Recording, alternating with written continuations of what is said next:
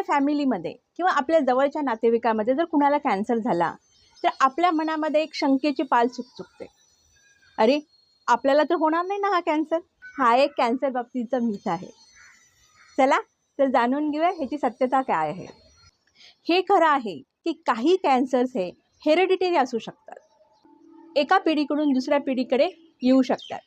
याचा अर्थ असं नाही आहे की तुमच्या घरामध्ये तुमच्या वडिलांना, आईला, मुलाला, बहिणीला कुणाला जर कॅन्सर झाला आहे तर तुम्हालाही होऊ शकतो. कारण त्या व्यक्तीच्या DNA चेंजेस होतात आणि कॅन्सर होतो. आणि सगळ्या बाबतीत होईल असं नाही आहे. तरीसुद्धा काही स्पेसिफिक कॅन्सर्स आहेत. हे कॅन्सर एका पिढीकडून दुसऱ्या पिढीकडे जात असल्यामुळं असे जर कॅन्सर तुमच्या फॅमिलीमध्ये असतील तर तुम्ही नक्कीच ब्लड टेस्ट करून ते जीन तुमच्यामध्ये आहेत का हे माहिती करून घ्या. अशाच काही कॅन्सर अवेअरनेस टिप्ससाठी माझ्यासोबत जोडून राहा.